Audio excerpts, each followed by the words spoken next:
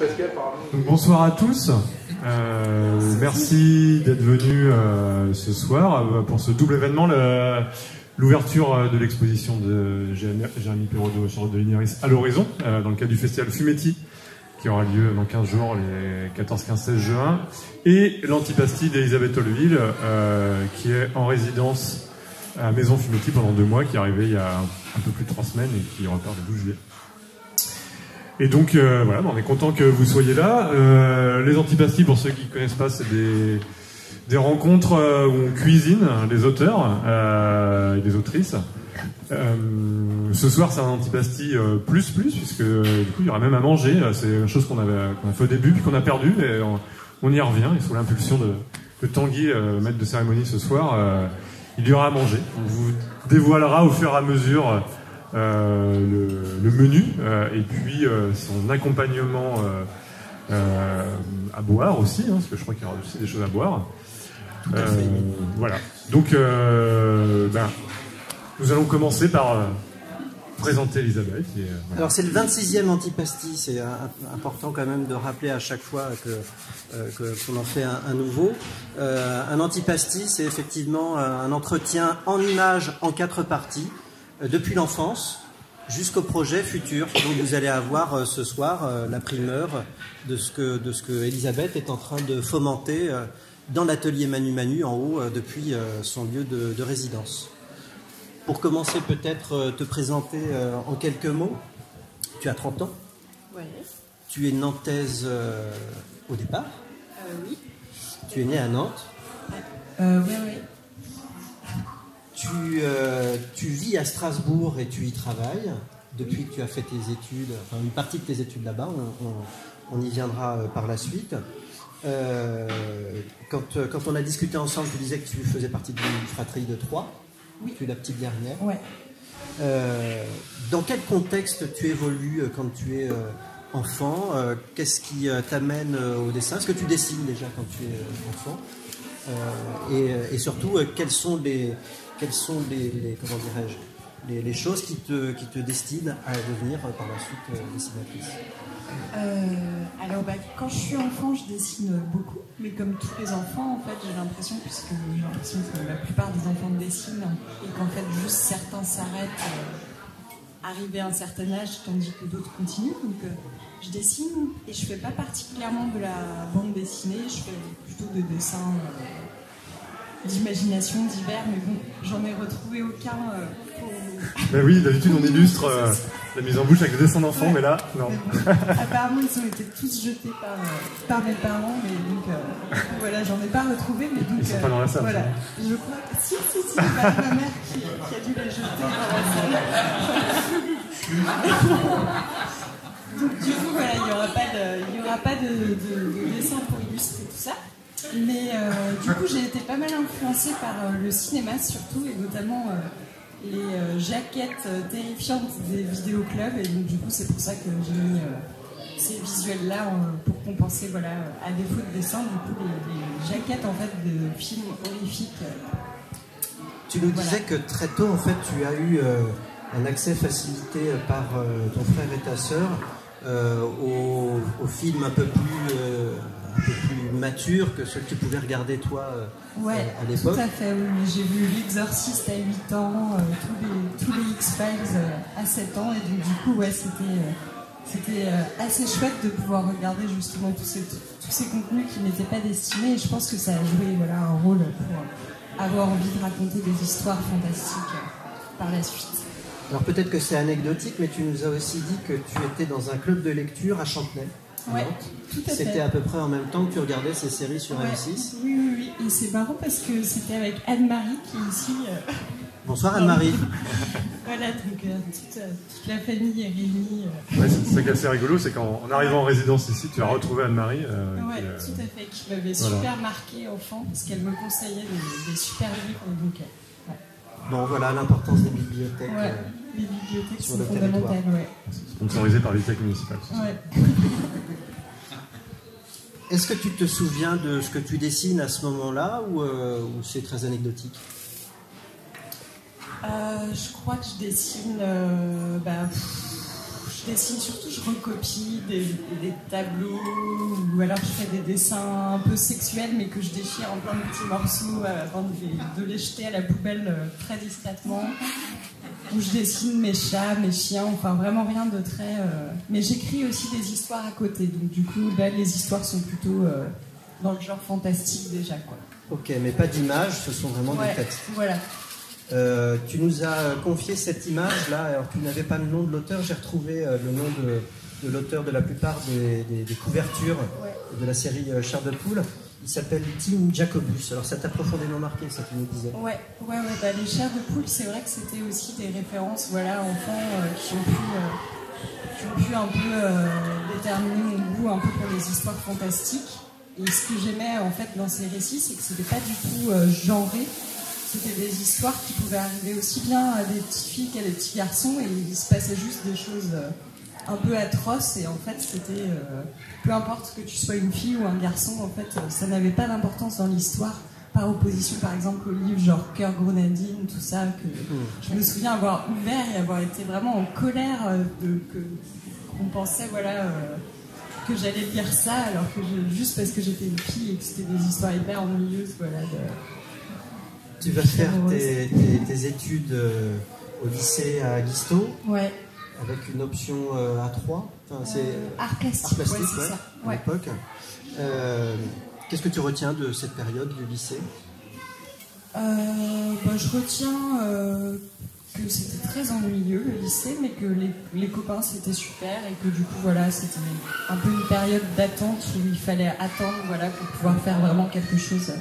Et ce choix d'option art plastique, c'était un peu par défaut, ou non, il y avait déjà une envie? J'avais vraiment envie d'aller vers quelque chose d'artistique. Pas forcément le dessin ou la BD, mais j'ai dit, tant qu'à faire, je vais essayer de vivre d'un truc artistique. Tout à fait, Dans une interview, tu dis à ce sujet, l'enseignement m'ennuyait tellement que j'ai suivi mon instinct, quitte à faire des petits boulots alimentaires en conséquence. Ouais, alors ça c'est venu quand même plus tard, parce que j'ai quand même fait des études d'art, mais du coup c'est après que j'ai fait les petits boulots. Tu as fait une mise à niveau à Estienne, et puis tu as prolongé avec un DMA illustration à Paris, donc, en 3 ans. 3 ans d'études. C'est ça, à l'époque, tu nous dis tu te destines à l'illustration jeunesse. Tu lorgnes du côté de Rebecca d'Outremer, des illustratrices assez sages, assez rendues, un travail très très minutieux. Quel est le rapport à ce moment-là que tu as avec l'enseignement et les enseignants? J'ai trouvé très intéressant la formation à Paris, mais c'est vrai que c'était très axé autour de faire des belles images, et donc du coup c'était pas forcément quelque chose dans lequel je me reconnaissais. Et du coup après, quand je suis arrivée à Angoulême, parce que j'ai fait un master de bande dessinée à Angoulême, j'ai beaucoup plus aimé justement le côté narration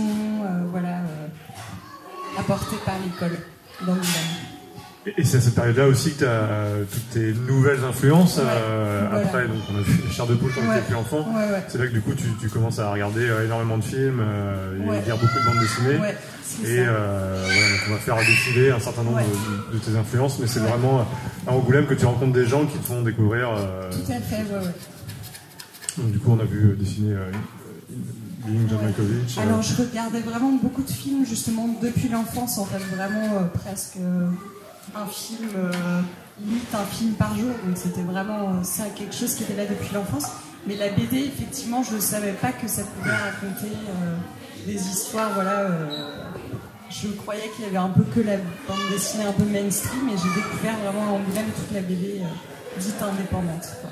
Black Hole de Charles Burns a été un livre important. Tu disais que c'est un des premiers en fait qui t'a vraiment marqué et qui t'a montré aussi une certaine voie dans la bande dessinée.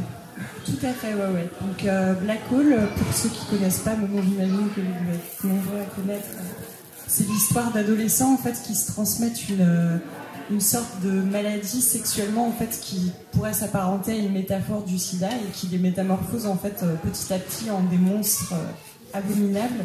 Et donc c'est vraiment super intéressant tout ce que ça raconte sur l'adolescence, ça parle beaucoup de drogue aussi, enfin c'est vraiment très très fort. Et tout ça, voilà, juste avec de la bande dessinée, et ça a vraiment été une ouverture pour moi. Je me suis dit, mais en fait, on peut raconter n'importe quoi en bande dessinée. C'est vraiment le médium un peu de tout est possible.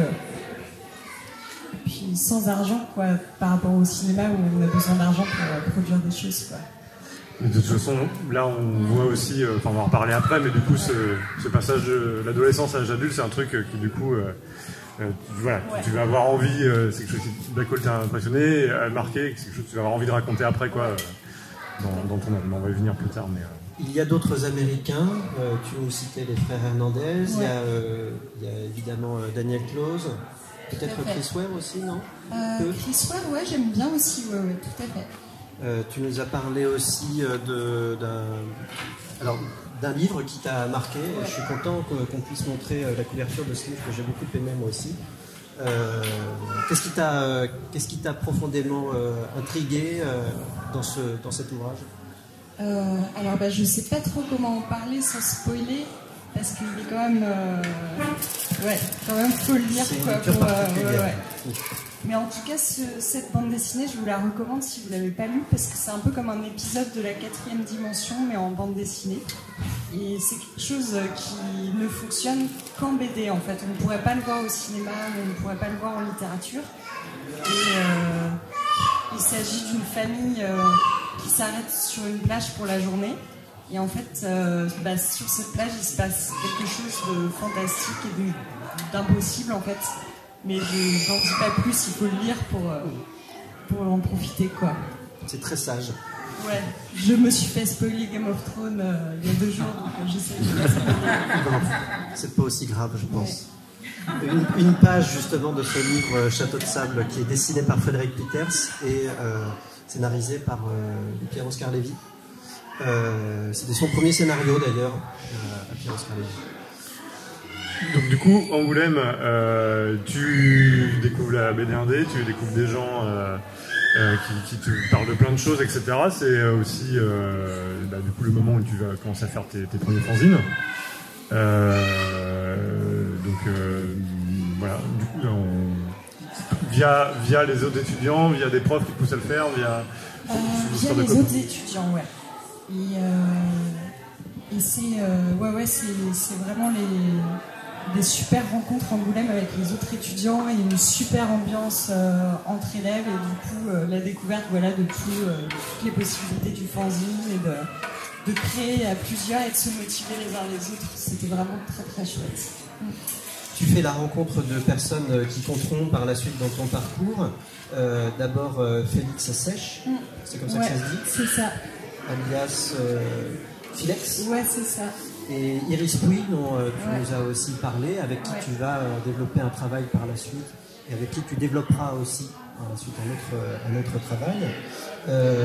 En dehors de ces étudiants qui deviendront des amis, tu disais que tu as aussi pas mal apprécié les ateliers temporaires, les workshops à l'école.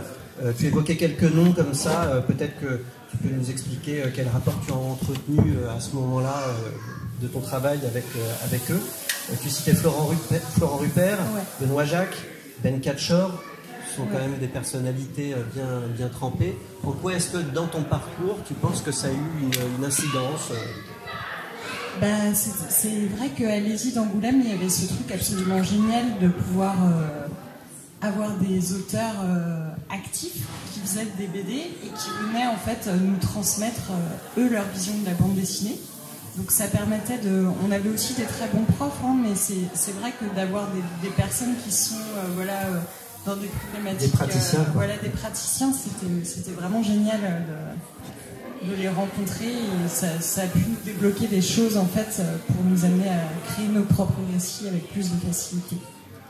Tu évoquais dans les enseignants ensuite les cours d'histoire et de théorie de la BD avec Thierry Bronstein. Ouais, super. Avec Smolderun aussi. Ouais. Bon, c'est des gens qu'on aime bien citer évidemment, et qui sont évidemment très importants dans la formation, je pense, des étudiants, des étudiantes à ce moment-là en tous les cas. Est-ce que tu peux nous parler de ce qu'on voit là à l'image, qui sera en fait le diplôme de fin Ouais, alors. Fin d'études. Ouais, non, ça c'est en fait c'est le diplôme ça de fin de DMA. De DMA, ouais, voilà. Ok. D'illustration. Alors Du donc coup, on ça, revient un c'était tout ma petit peu en première- arrière. Voilà. Donc ça c'était ma première BD, donc voilà, c'est un peu moche, mais c'était quand même. T'assumes quand même? Ouais, bah j'assume parce que faut un début à tout, quoi. Donc du coup c'est. Il y avait déjà de l'étrange. Ouais. Il y avait déjà Oui, une c'était sorte l'histoire de... d'un type qui allait sur le plateau de tournage où étaient faits ses rêves, et du coup c'était l'inconscient, le réalisateur, qui voulait toujours mettre des scènes pas possibles dans le rêve, et avec le surmoi, le producteur, qui le censurait en permanence. Enfin, il y avait un petit côté psychanalytique comme ça. Voilà. Une autre bande dessinée, celle-ci a été réalisée plus tard pour le Ouais, coup. ça C'était c'est la période à Angoulême. Une bande dessinée entièrement gravée dans le linoléum. Ouais. Ouais, c'était vraiment une mauvaise idée de faire de la BD en lino parce que déjà la BD ça prend vachement de temps et le lino encore plus, donc j'ai vite compris que c'était pas. T'as mis combien de temps à faire Je crois que j'avais mis 3 ou 4 mois à la faire, donc pour c'est combien vrai de pages? que pour 20 pages quoi, donc ça valait pas le coup. En plus j'avais oublié d'imprimer le texte avant de. Oui, alors il y a plusieurs images. Il y a effectivement une image où on voit le Donc, je me texte suis ajouté. retrouvée avec 20 exemplaires de la BD et en fait il fallait noter le texte dans toutes les pages et je me suis dit mais pourquoi je ne l'ai pas imprimé avant, donc voilà, j'ai plein de BD avec des pièces vides chez moi, donc je ne sais pas quoi faire. Un noir et blanc très burnsien, très, Ouais, oui c'est vrai, bien inspiré. avec des hachures qui évoquent les volumes des personnages. Tu reviendrais pas du tout à ce type d'approche? Bah, j'aime bien, mais c'est juste que ça prend trop de temps en fait. Mais c'est vrai que le lino, j'aime toujours bien. J'en fais quand même toujours à côté un peu, juste pour des illus. On verra quelques illustrations, effectivement, en plusieurs couleurs pour le coup. Oui, voilà. Donc ça s'appelle Le Retour de la Pizza, hein, je crois, c'est ça? Ouais, c'est sur un type qui commande une pizza un soir d'Halloween et puis qui n'arrive jamais. Et puis un an après, on lui livre la pizza où qu'il soit. Et en fait, il découvre des années plus tard que c'était le livreur qui était mort au moment de lui livrer la pizza et qu'il a lui livré à l'infini, quoi. L'héritage des séries sur M6. Ouais, voilà, c'est ça. Mais M6 a généré toute une génération d'auteurs fans de fantastique, je pense. Donc les quelques pages, il faut bien en montrer, hein, vu le temps que tu as pris à... Ouais. C'est clair.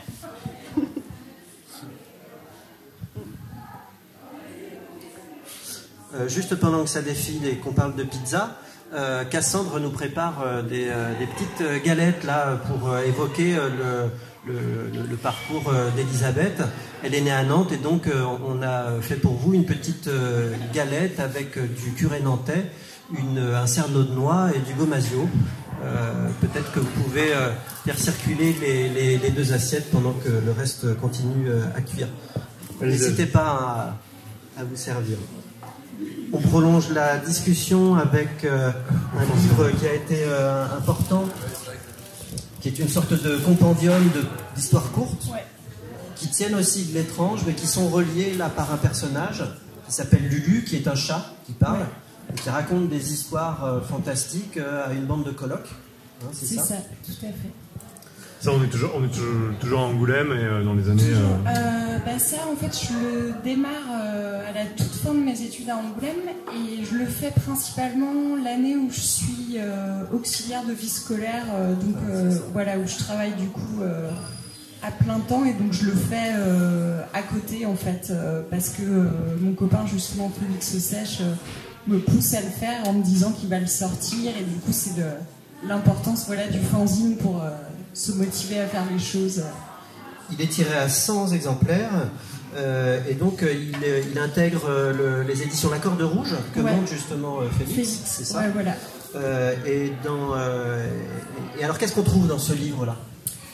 Et là on trouve encore des histoires fantastiques. Voilà, c'est un peu un mélange, enfin ça s'inspire autant voilà, des contes du chat perché que des contes de la crypte, donc c'est un côté un peu voilà, des histoires fantastiques que raconte le chat, mais en même temps ce chat il est un peu en train de vieillir et du coup ses maîtres commencent à être lassés de ces histoires, donc il y a un côté un peu doux, amer, voilà. Mais du coup, ça, c'est lisible en ligne sur grand papier, intégralement, voilà. Au niveau de ton style graphique, là, on voit que tu es vraiment proche de ce que tu fais, notamment la BD que tu as sortie, L'été fantôme. Là, là, tu commences vraiment à trouver ton style alors, je sais pas, est-ce que tu commences vraiment à t'éclater avec ça? Oui, c'est vrai, c'est là où je découvre le pinceau et que du coup, je trouve ça vraiment trop chouette. Tu as trouvé ton outil de prédilection avec voilà, c'est ça. Grâce à cette BD, quoi. Ouais, carrément. Au départ, tu travailles le noir et blanc exclusivement. Ce sont des raisons économiques, c'est plutôt des raisons graphiques, esthétiques. C'est parce que tu sais pas manipuler la couleur. Je pense que c'est parce que, comme je suis avec des fanzineux et que le fanzine, voilà, c'est toujours moins cher en noir et blanc, du coup, la question de la couleur se pose pas vraiment. Et après, quand j'ai essayé de vendre à des éditeurs des projets, on m'a dit qu'un projet en couleur avait 70% de chances de plus d'être édité. Donc ça motive un peu à faire de la couleur, quoi. Bon, moi j'aime beaucoup cette histoire de Lulu là, avec cette femme nue dans le fond du verre, du verre de saké. Ouais. Il faut vraiment lire ces récits courts sur grand papier sur internet. C'est vraiment très étrange, on dira. L'inquiétante étrangeté n'est pas un mot complètement hors de propos quand on aborde ces récits courts. Là.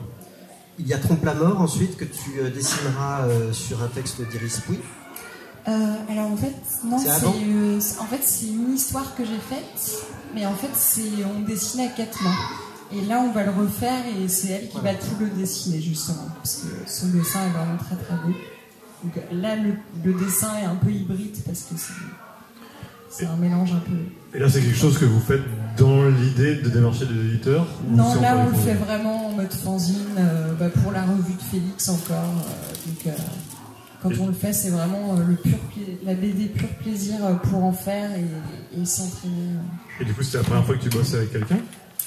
J'avais déjà bossé avec elle, en fait, mais effectivement, on n'avait fait qu'une seule BD avant, sur un livre de médiathèque, on en vient en médiathèque, qui passe de main en main de gens et où on suit les gens. Mais du coup, on avait fait juste cette BD-là ensemble, et du coup, ça, c'est la deuxième qu'on a fait. L'histoire d'un homme qui va dans une entreprise pour avoir de manière certaine l'heure, la date et la manière dont il va mourir, hein, c'est ça? Oui, c'est ça, parce qu'il est très hypochondriaque et il se dit qu'au moins comme ça il saura. Et donc on va le suivre évidemment dans cette espèce de quête où il va essayer d'aller à l'encontre de sa propre mort. C'est ça. Trompe la mort donc. Quelques pages de ce récit donc à 4 mains. Ouais. Et donc on arrive après, tu te lances dans le grand bain et tu te dis je vais essayer de démarcher les éditeurs, quoi. Et c'est un truc qui est venu spontanément, tu te dis bon là je pense que je suis prête pour ça, ou est-ce que ça s'est fait un peu, tu avais un projet et puis quelqu'un t'a dit ah mais là du coup c'est bon, tu pourrais peut-être commencer à démarcher. Est-ce que c'est un éditeur qui est venu te voir en disant propose-moi quelque chose?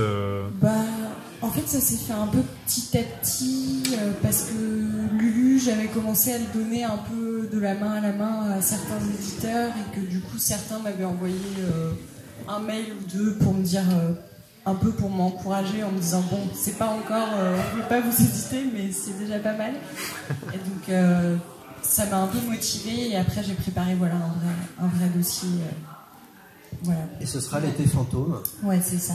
Donc un premier livre édité chez un éditeur qui diffuse, c'est Glénat.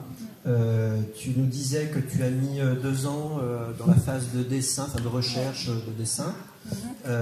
Comment est venu ce récit et que raconte-t-il d'ailleurs ce récit? En quelques mots. Ouais.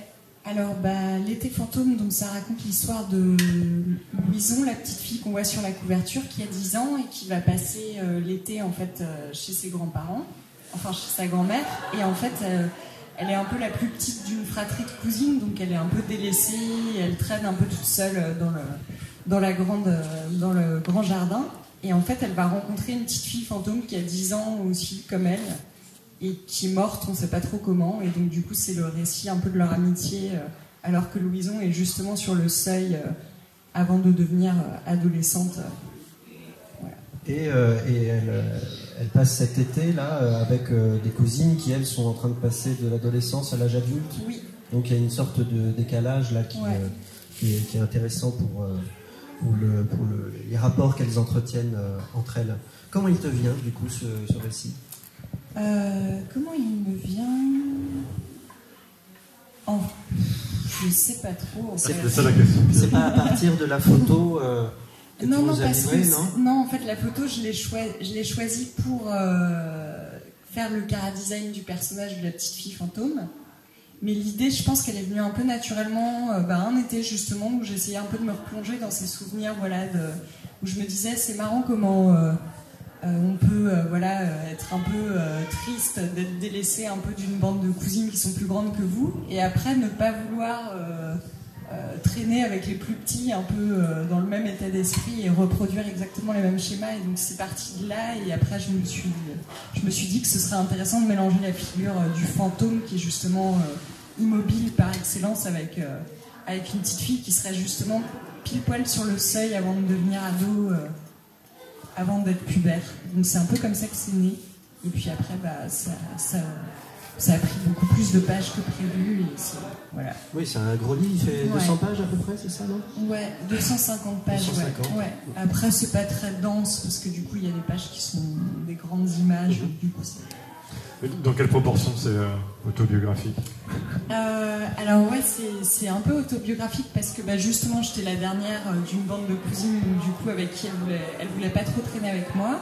Et cette maison-là existe vraiment puisque c'est une maison d'une amie de ma grand-mère dans laquelle il y avait plein, dont il y a quelques photos là qui est super belle, mais ultra flippante, et où justement il y a plein de photos de gens morts sur les murs et tout. C'est vraiment un peu, ça fait très peur quand on est enfant et qu'on y va, quoi. Et donc du coup j'ai un peu mélangé tout ça, je l'ai transformé en ma grand-mère alors que c'est pas ma grand-mère. Enfin, voilà, qu'on la voit déambuler là, et regarder sur les murs les différents portraits justement de tous ces gens. Ouais. Et du coup, en fait, j'ai cherché des photos un peu anciennes pour faire le design de ma petite fille fantôme, et je suis tombée sur cette photo-là sur internet de cette je sais même pas si c'est une jeune fille ou déjà une femme, enfin la personne justement qui a cette espèce de sourire maléfique là, et du coup je me suis dit elle, ça ferait un bon personnage.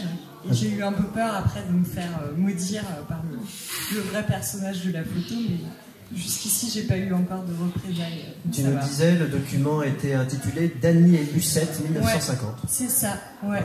C'est tout ce que je sais sur cette photo. Les voilà du coup sous ton trait.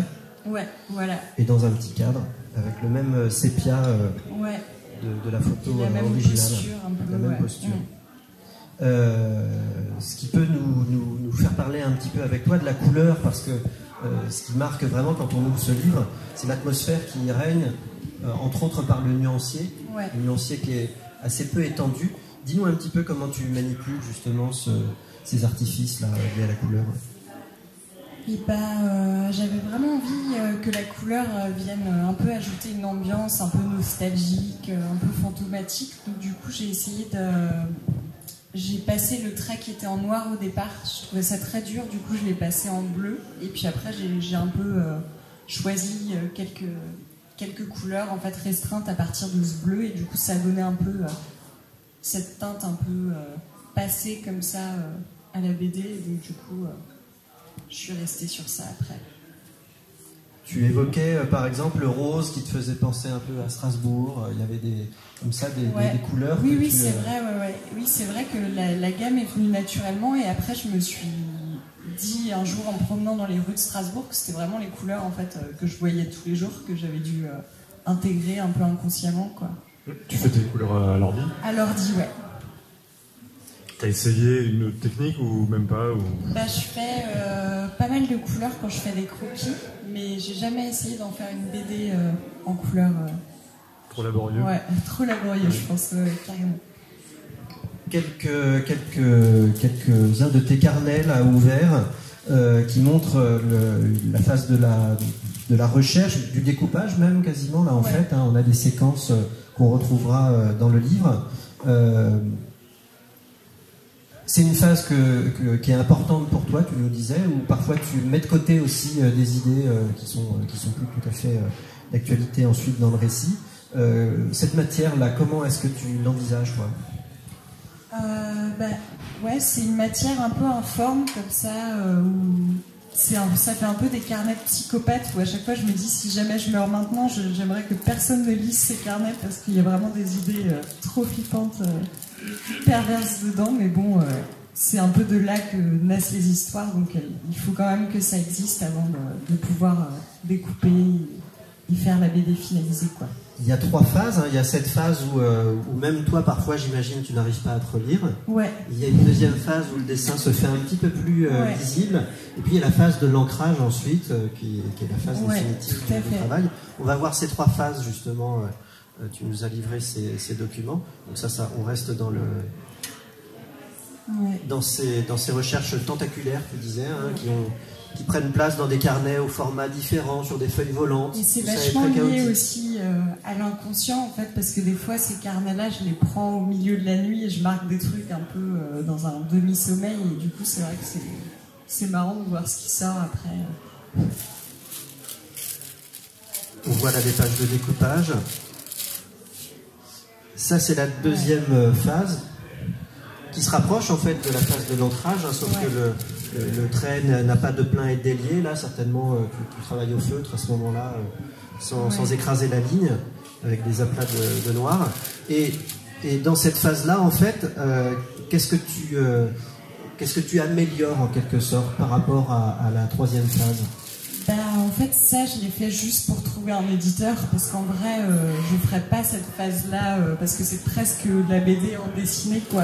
Mais du coup, il fallait que je fasse ça, parce qu'aucun éditeur ne voulait signer sans avoir lu toute la BD.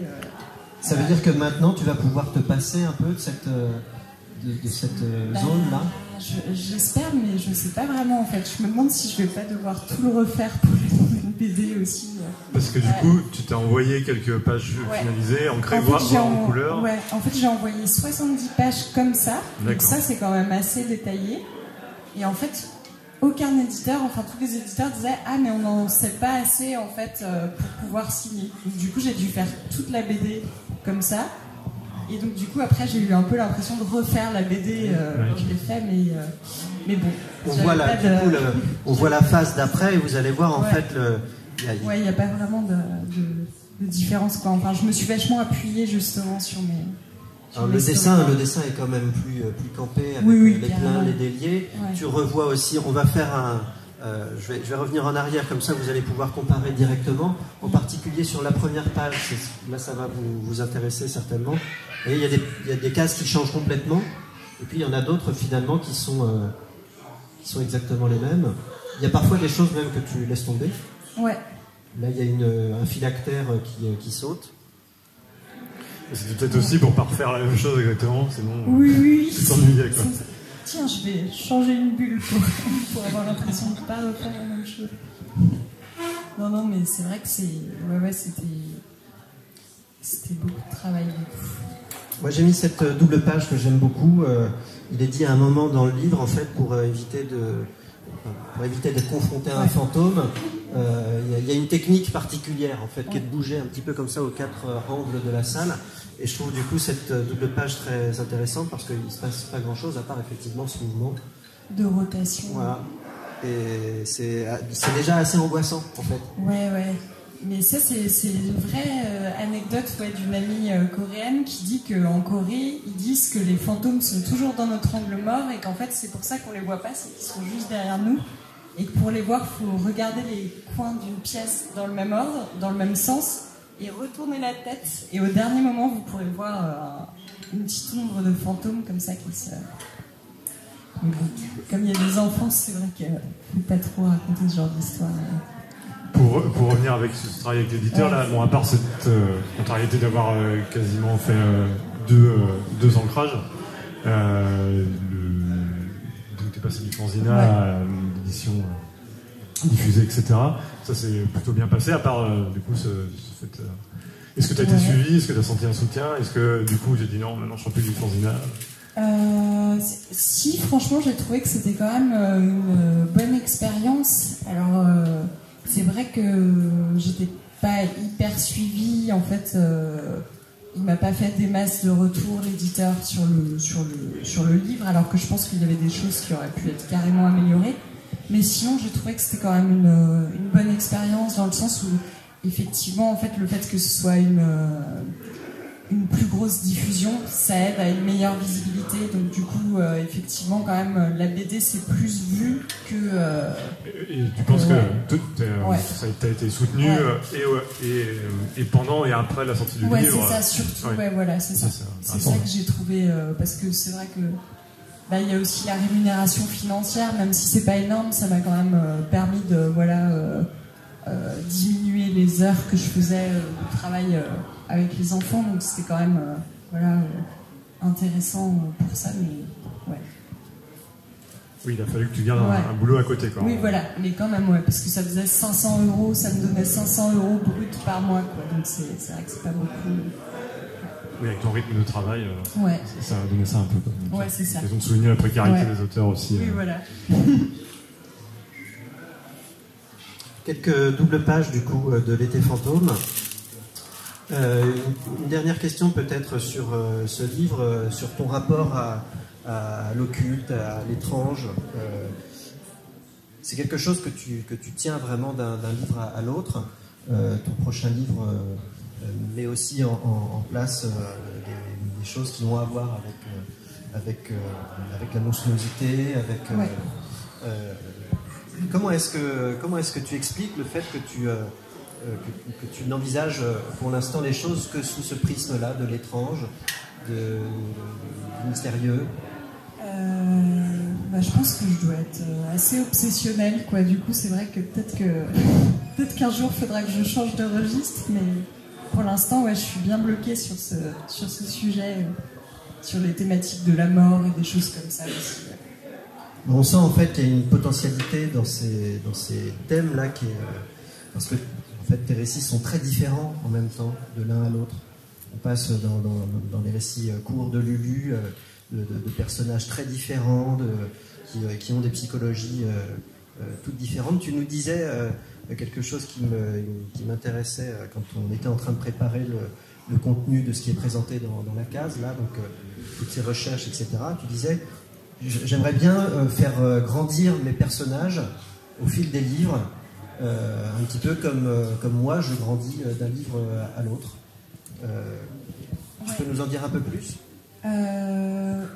C'est juste que je me faisais la réflexion que dans l'été fantôme, l'héroïne a 10 ans et que là, les héroïnes, en fait, les héros, parce qu'il va quand même y avoir un garçon aussi de mon prochain bouquin, celui sur lequel je suis en train d'écrire justement là, pendant la résidence, ils ont 15 ans et du coup je me disais que ce serait amusant de chaque fois faire vieillir les personnages. Ça a été beaucoup fait en fait en BD par je sais plus quel américain qui faisait ça, de faire vieillir son personnage au fil de BD. Des BD, ça vous dit rien? Alors en France, moi je vois Monsieur Jean, et puis alors c'était dans un journal américain, j'ai oublié le nom. Et du coup, il avait vraiment fait le personnage de... Chris Ware a fait ça sur beaucoup de personnages. Et puis je pense aussi à un sculpteur américain qui s'appelle Chuck Close. Ah non, pas Chuck Close. Qui va vieillir en fait ses personnages dans les musées. C'est comment il s'appelle? C'est cool ça. D'accord. Voilà. C'était vraiment très intéressant. On va passer à la troisième partie de cette antipastille avec un nouveau mets à distribuer au public par les mains experts.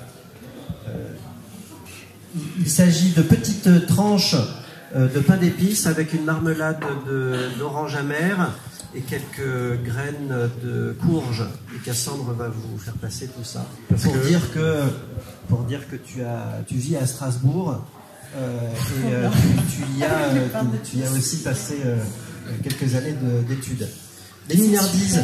D'ailleurs, le dessin, là, je ne sais pas qui l'a fait, mais c'est Thierry Bédouet qui a fait ces introductions-là. Les Mignardises, il s'agit de toutes les activités en périphérie de ton travail d'autrice. le travail d'illustration, les expérimentations, etc., etc. Tu nous as livré là quelques images et puis on va surtout s'attarder sur un livre au départ qui s'appelle L'évolution de l'homme, qui est un travail de commande. Alors, ça va nous permettre de parler avec toi un petit peu de ce travail justement qui est détaché de l'inventivité de ton travail d'autrice. L'évolution de l'homme, il a été édité par Casterman l'année dernière ou c'est cette année, non? C'est cette année. Il est sorti en août 2018. Ouais. C'est ça. On va voir quelques pages. Qu'est-ce que tu peux nous dire sur ton travail sur ce travail-là et puis sur le travail de commande en général? Je trouve que c'est quand même chouette de pouvoir faire, d'être payé pour dessiner. Donc c'est vrai que c'est quand même cool. Mais c'est vrai que des fois ça prend un peu du temps sur le temps pour faire les BD. Donc c'est un équilibre un peu difficile à trouver parfois parce que c'est vrai que ce genre de travail, par exemple, ça rémunère même pas le temps qu'on passe à le faire. Donc du coup, il y a un côté parfois un peu décourageant. Par exemple, j'ai dû être payé 6 000 € en brut pour travailler 8 mois dessus. Donc c'est vrai que à travailler 40 heures par semaine, c'est vrai que c'est pas hyper rentable, quoi. Du coup, et c'est un temps en plus dans lequel tu peux pas retrouver ton travail. Voilà, ouais, c'est ça. Tu peux rien faire d'autre. Ouais, c'est ça, tu peux rien faire d'autre. Mais après, c'est vrai que c'était quand même super intéressant, de ce défi de devoir dessiner des hommes préhistoriques et d'apprendre plein de choses sur nos origines. Du coup, là, tu n'écris pas le... Non, là, j'avais vraiment le scénario. On me disait quoi dessiner dans la case. Et puis, je pouvais choisir les... Vraiment focalisé sur le dessin, la mise en couleur. C'est ça, voilà. Il y a d'ailleurs des traits communs dans le nuancier, même s'il est un peu différent de l'été fantôme. Ouais. On reconnaît quand même ta palette. Ouais, je me suis pas foulée. J'ai repris la même palette. Ouais. Moi, je me suis arrêté sur quelques images que je trouvais très belles dans ce livre, avec, comme dans ton livre L'été fantôme, quelques respirations avec des grandes images comme ça, où on prend le temps de poser une ambiance avant de rentrer dans des cases plus petites. Ouais, c'est vrai, c'est marrant. J'aimais beaucoup cette image, et puis celle-ci qui est en bas de page avec une sorte de symétrie que je trouvais très belle là, et qui dit: dans une tombe on a trouvé les squelettes d'un homme et de 2 enfants qui portaient des colliers de coquillages et des bracelets d'ivoire. Sur leurs vêtements étaient cousus des milliers de perles d'ivoire. C'était sans doute des membres d'une famille importante. Il y avait déjà des chefs. Voilà ce que dit la page. Un autre travail pour Biscotto. Ouais, ça c'était la période fanzine aussi où j'ai beaucoup participé, au journal pour enfants Biscotto. Tu continues à le faire ou... Non, j'ai arrêté. Ouais, j'ai dû le faire pendant 4-5 ans, quoi. Du coup, après, au bout d'un moment. Des illustrations et de la bande dessinée aussi. Ouais. Avec une série sur les extraterrestres. Ouais, on avait fait un feuilleton, ouais. Donc là, c'était aussi un travail de création. C'était au-delà de... Ouais, carrément. Biscotto, c'était génial, justement, c'était vraiment un terrain d'expérimentation super. Et puis Julie, qui fait le journal, est super. Et ça m'a beaucoup aidé à produire à un moment où j'avais pas du tout de travail avec l'illustration. Donc c'était vraiment top. D'autres images ensuite, issues de carnets de croquis, certainement, qui peuvent dire aussi tes interventions parfois dans des ateliers. Tu as mené des ateliers autour du carnet de voyage. Tout à fait. Et puis tu as mené aussi des ateliers avec les enfants, me semble-t-il, autour de l'apocalypse. La monstruosité, encore quelque chose de très heureux. Pas encore. Pas encore. Ah oui, non, c'est ce que tu vas mener avec... Non, là je fais des ateliers dans les écoles, tout ce qu'il y a de plus normal. On fait des petites BD gentilles. En fait, dans les Mediaries, on aborde un peu les à côté, donc on a vu le travail de commande, on a vu Biscotto, et là l'occasion c'était de montrer aussi du coup des carrés de croquis, et de dire que tu fais pas mal d'ateliers dans les écoles, notamment l'année dernière à Strasbourg. Tout à fait. Et du coup, est-ce que tu fais avec des ateliers que tu fais avec les enfants, ça t'inspire aussi pour la suite, la spontanéité qu'ils ont, si on en revient à ce qu'on disait tout à l'heure. Ouais, c'est vrai qu'ils sont très inspirants, ils sont géniaux, je me souviens d'une BD incroyable faite par un enfant où il avait vraiment compris le sens de la vie, où c'était donc ça démarrait comme la fin de tous les contes, où c'était ils se marièrent et ils eurent beaucoup d'enfants, et après c'était marqué puis le papa et la maman moururent et les enfants eurent des enfants. même mourure, et il y avait ça, mais sur 8 pages. Et à la fin, il y avait marqué tous les papas, tous les mamans, avec une croix de mort comme ça. Et je me suis dit, waouh, cet enfant a tout compris. Mais c'était un peu terrifiant, quoi. Du coup, tu as piqué les droits. Ouais. Franchement, c'est clair, ça donnait envie de lui voler l'idée, ouais. Un bon concept. Tu disais aussi par rapport à ces classes-là, la liberté avec laquelle ils dessinent à quelque chose de rafraîchissant. Parfois, je trouve qu'une esquisse maladroite de girafe est 1000 fois plus belle qu'une toile réaliste. Ah ouais, c'était dans un... Dans les interview. Ah oui. Non, c'est dans une interview dessinée. Oui, mais alors oui. Du coup, en fait, elle avait un peu modifié mes propos. Eh ben, Je n'ai pas eu cet envolée lyrique, je pense. Quelques extraits de carnet où on voit que tu t'emploies à différentes techniques, que tu essayes des choses. Ouais. On retrouve la linogravure en noir et en 2 couleurs, le noir et le rouge. Une aquarelle.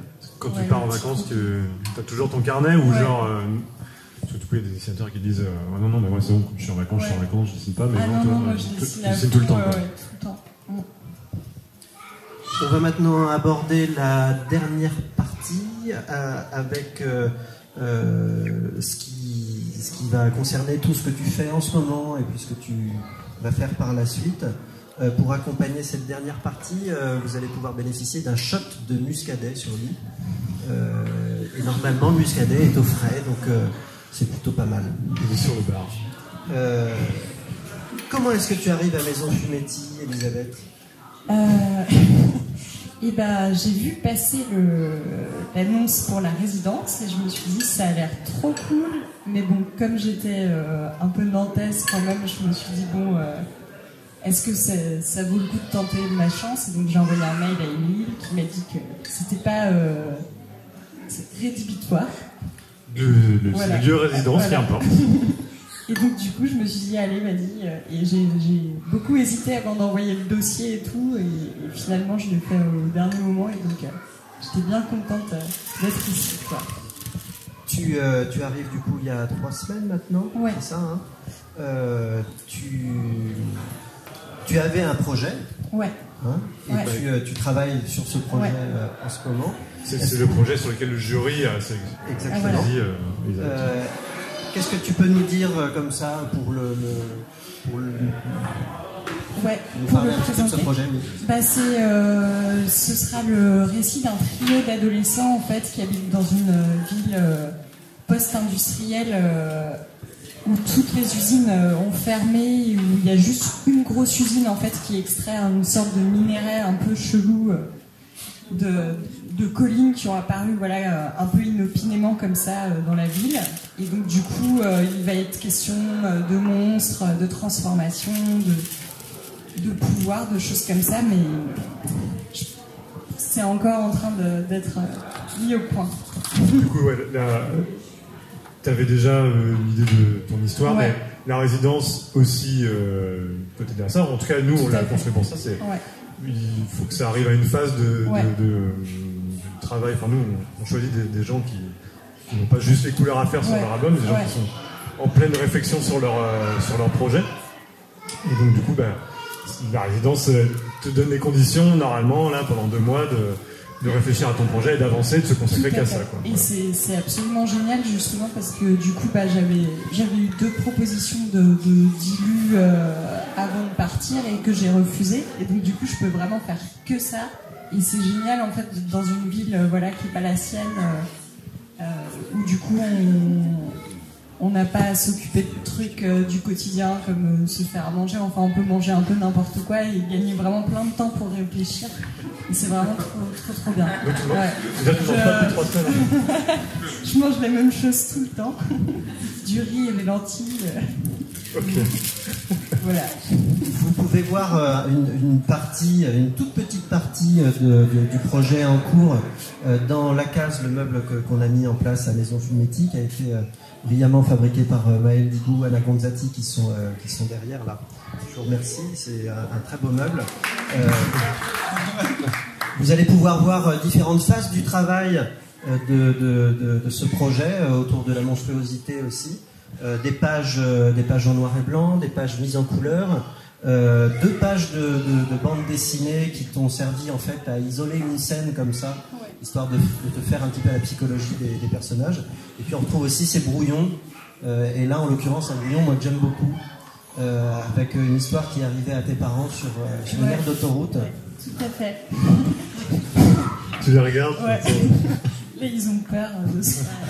Prenez le temps de lire le contenu de la case, voilà. ça vaut vraiment le coup. Et d'autant plus que c'est une scène qui sera a priori pas dans le projet final. Le projet final, ouais, tout à fait. En dehors de ce projet-là, qu'est-ce que tu as en tête en ce moment? Est-ce que c'est vraiment le seul projet Là, ouais, franchement, j'ai dégagé tout pour que ce soit le seul projet. Donc peut-être je vais le regretter d'avoir dit non aux commandes, parce que c'est toujours le stress quand on refuse un travail de se dire est-ce que j'ai bien fait. Mais en même temps, je pense que voilà, j'avais vraiment besoin de penser que à ce projet, donc c'est vraiment trop bien d'être en résidence pour ça. C'est ta première résidence en plus? C'est ma première résidence, ouais. Eh bien écoute, on espère qu'elle continuera à bien se dérouler. Est-ce qu'on a d'autres questions à poser à Elisabeth? Peut-être une dernière, moi. C'est une question à laquelle il est difficile de se confronter. Mais comment est-ce que tu t'imagines dans une dizaine d'années, par exemple? Est-ce que tu t'imagines toujours évoluer dans ce... C'est pas obligé de répondre, mais... Tu prépares un bouquin sur l'apocalypse, c'est ça? Tu te vois évoluer dans une dizaine d'années encore dans ce domaine ou...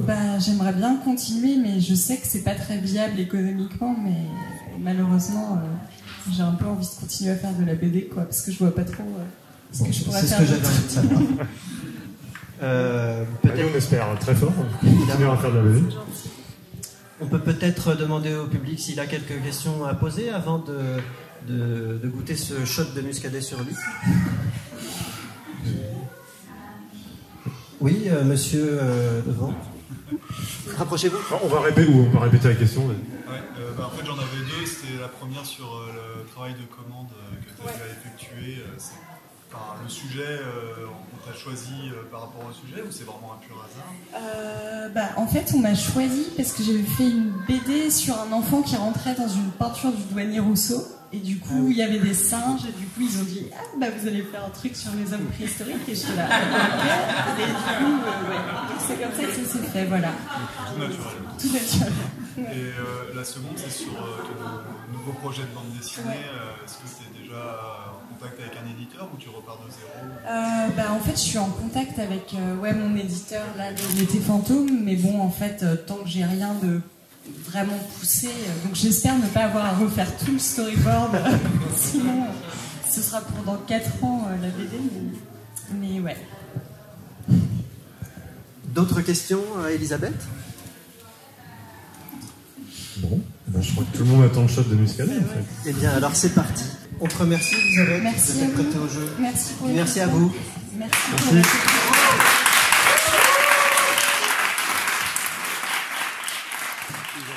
Il y a des gens qui veulent les dédicaces, c'est OK ou pas ?